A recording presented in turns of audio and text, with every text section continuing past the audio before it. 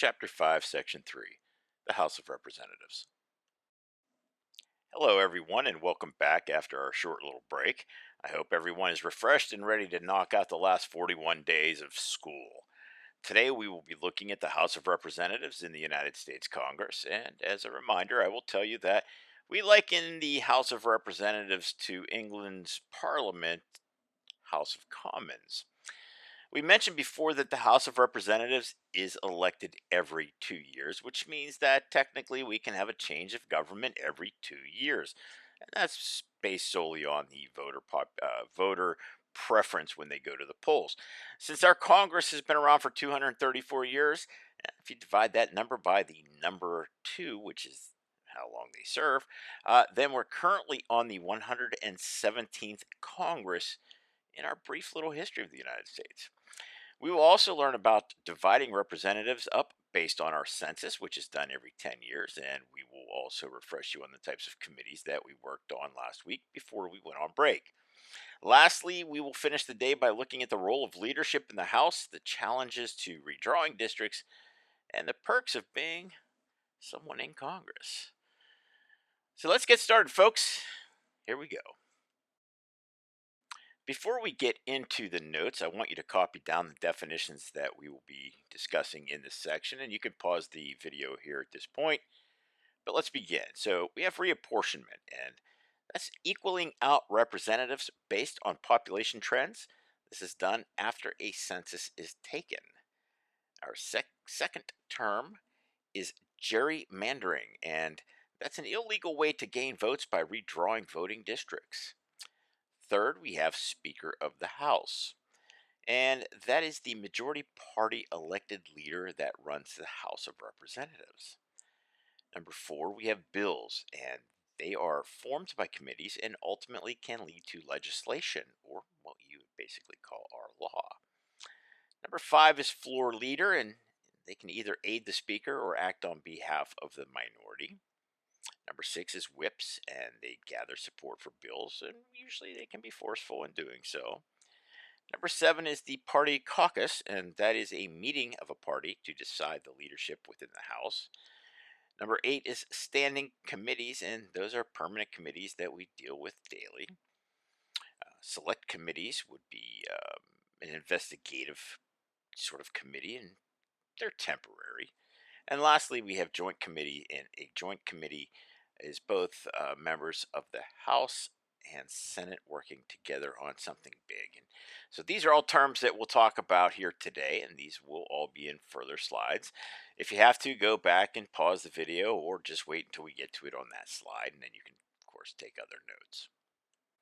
So you want to be a member of the House of Representatives. Well, first you have to be at least 25 years of age when the election occurs. Think about that for a minute. 25 to be a representative. 30 if you want to be a senator, 35 if you want to be the president of the United States.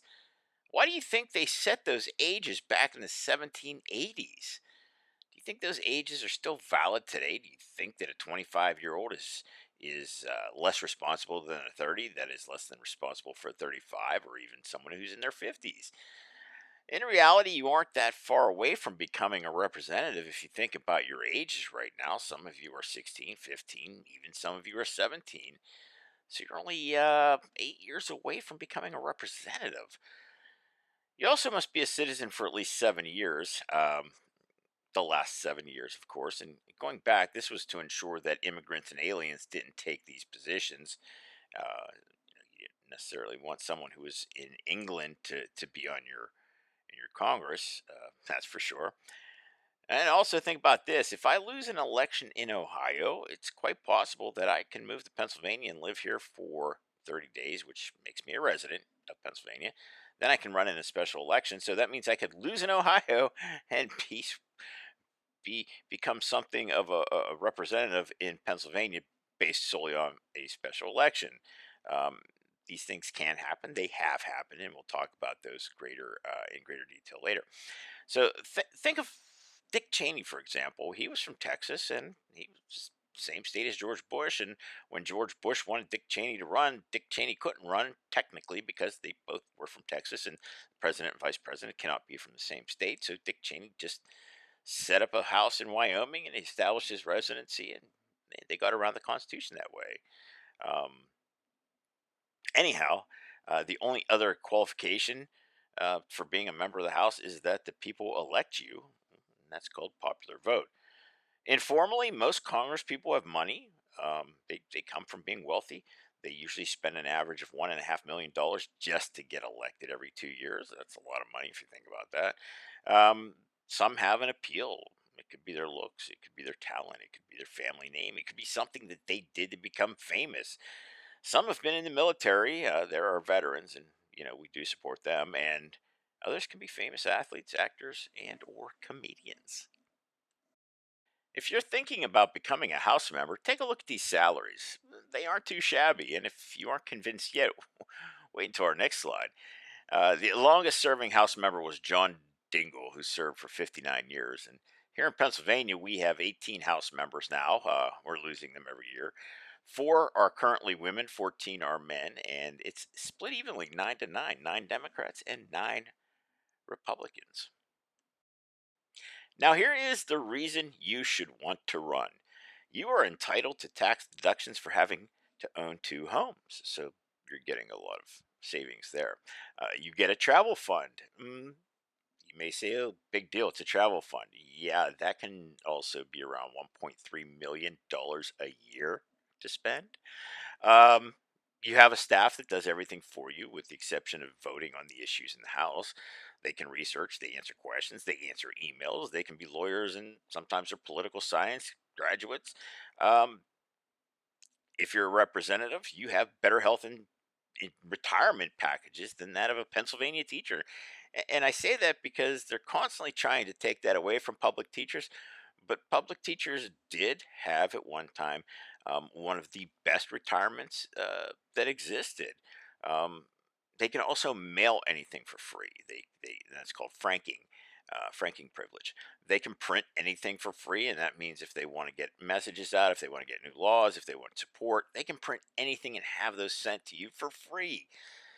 They can use all the amenities that the Capitol has to offer. It could be anything from a gym to a restaurant, whatever it is. If it's there, they're the only ones that are allowed to use it. Um, Best of all, no matter what they say, it can never be held against them. Um, it's almost like a free get out of jail card for them.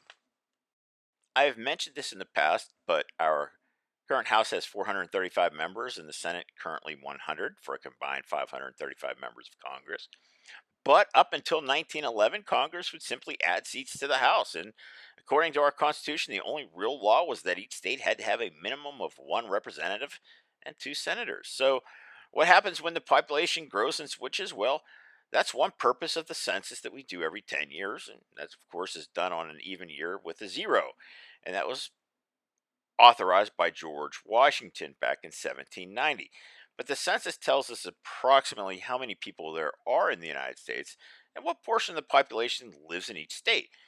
We then redistribute the number of representatives based on populations to equal something like one representative per every 690,000 or so people.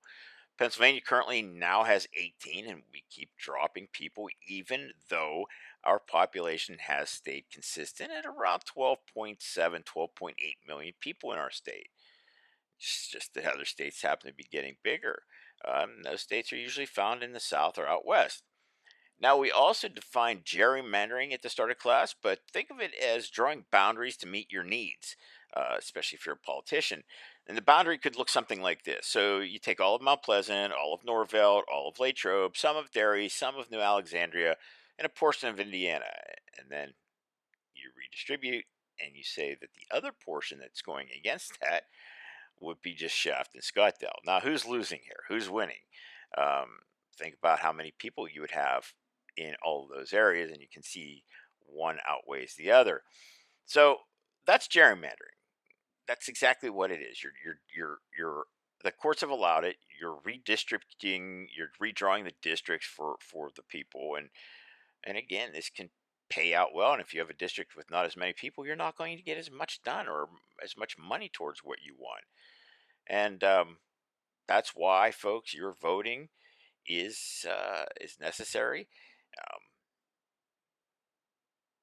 and the only other thing I want to tell you about gerrymandering is that they can use race as a factor, but it can't be the main factor when they're redrawing. So yeah, they still allow it, and yeah, it doesn't seem right, but that's gerrymandering, and it's until we abolish it, it's going to affect how we vote. Looking at the House leadership here, we begin by talking about the Speaker of the House. The very first woman the very first woman speaker and current Speaker of the House was and is Nancy Pelosi. She is, by all technical terms, the second in command to take over the presidency should something happen to the top two. And this position is considered the most powerful in the House. And although seniority is a factor in who gets it, it's not the only factor in deciding who becomes the Speaker. Look at some of the functions that the Speaker controls. They control the debates, the length and time of speeches, whether or not someone is allowed to speak. They assign the committees, they determine what is allowed to be voted upon, and they assign people to those committees. So, this is a very powerful position indeed. Then you have the floor leadership, and these are elected by both parties, and they have a majority leader and they have a minority leader. And when we talk about whips, there will be a majority whip and a minority whip. So these floor leaderships act if the majority, then they're going to be the right hand person to the speaker. If they're the minority, then they're the ones who are going to voice their oppositions or their concerns to the speaker. So the job of the majority leader is to be the right hand person to the speaker. The function of the minority is to ensure that the voices of the minority are heard by the speaker. Now, the whips, which is a bit of a derogatory term, and yes, we still use it today. The whips, their function is to encourage voting that their party leaders want, and they'll go out and find out who's voting for what and why they're voting that way. And sometimes they'll nudge people to vote a certain way, and or even make promises to get that vote. And within those whips, you have the majority and the minority whip, and they could have over 100 assistants or 100 assistant whips to do their jobs for them. Uh, Now, all of this leadership has to be decided upon before business can occur, and that's usually done during what's known as a party caucus, in which all the members of one party come together to vote on who their leadership will be. Since the Constitution is very vague on what all the House can do, the one thing it does say is that the House has the authority to make its own rules. And that sounds dangerous, and well, quite frankly, it is dangerous, which is why the House Rules Committee is a very important committee which determines the conditions to which all bills are debated and voted. And that takes us to the end of our section, which is what we finished with last week. There are three types of committees you need to know. There's standing committees, which deal with everyday issues in our society. Then there's the select committee, which usually handles investigations and doesn't last very long. And then finally, you have joint committees, which are members of the Senate and the House that work together to get big projects done, such as COVID relief. That's it, Mount Pleasant. We'll have a quiz tomorrow. Have a great day.